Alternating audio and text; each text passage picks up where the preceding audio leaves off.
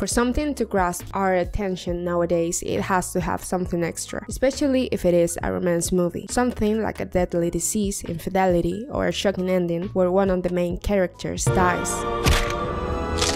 Getting kind of tired of feeling like everything I was watching was an Indian drama.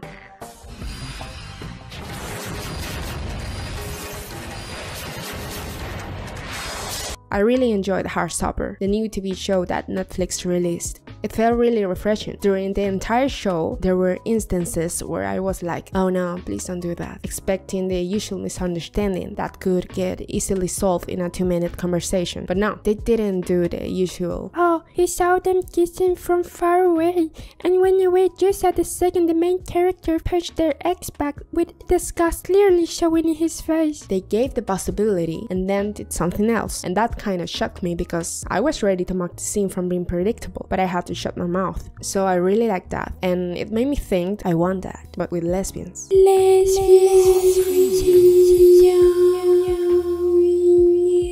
Lesbians, known as the creatures unable to know when someone is interested in them, even when they are being completely straightforward with them. If you're a lesbian, like me, you clearly know what problems have the existing movies and TV series starring lesbians. I can be the only one noticing the huge amount of weird period depressive dramas where the characters just look at each other for the whole movie.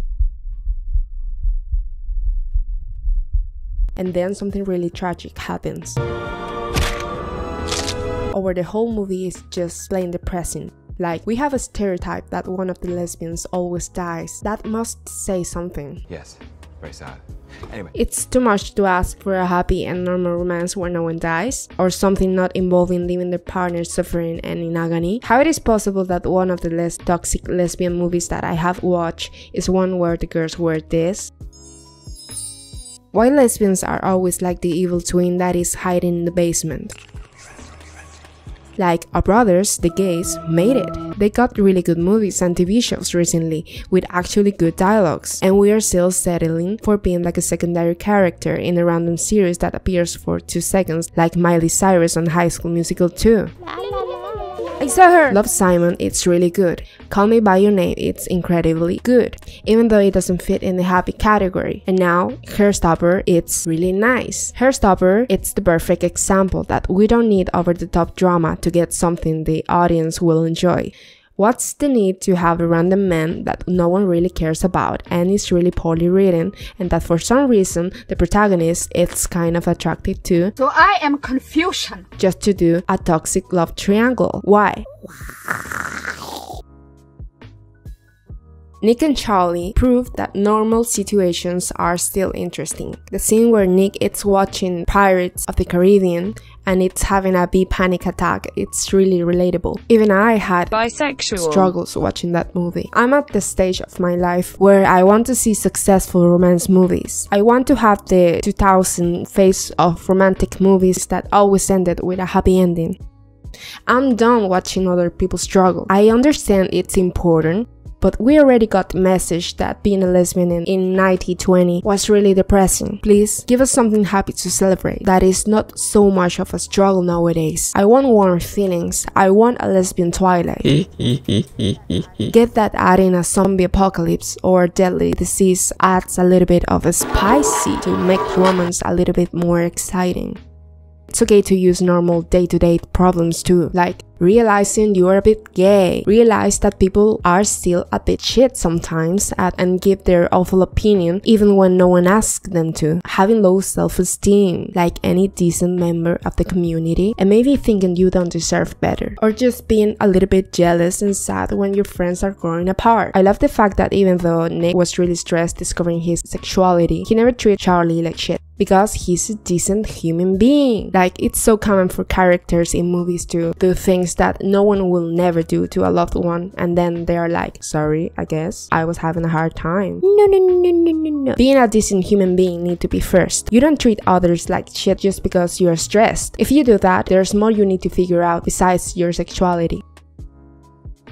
I really like that this was just a cute romance. Not at extremes like some lesbian romance books where the characters barely touch hands and then get like a peek in the lips on the last page of the book, but really well done cute. I want a cute and healthy lesbian romance.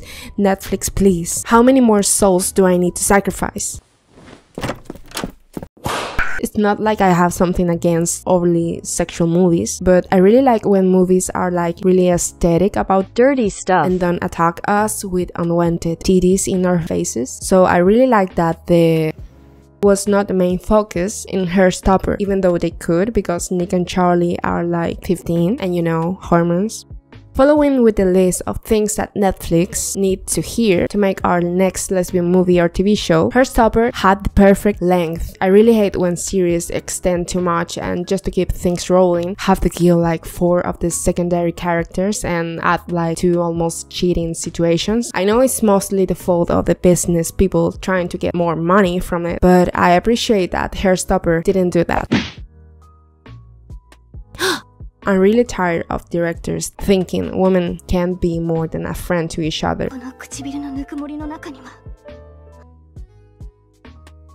I want a real lesbian experience. There's stuff that only lesbian will get. I'm not asking for a director that is like a real lesbian, even though that will be nice, but someone that kind of gets us and knows all the culture. And if that's not possible, please put as much love as they did when making Heartstopper. For example, Happiest Season was really good. Even though it's not a regular happy romance movie, at least it was fun and in color. So that's an example that we can get normal movies too.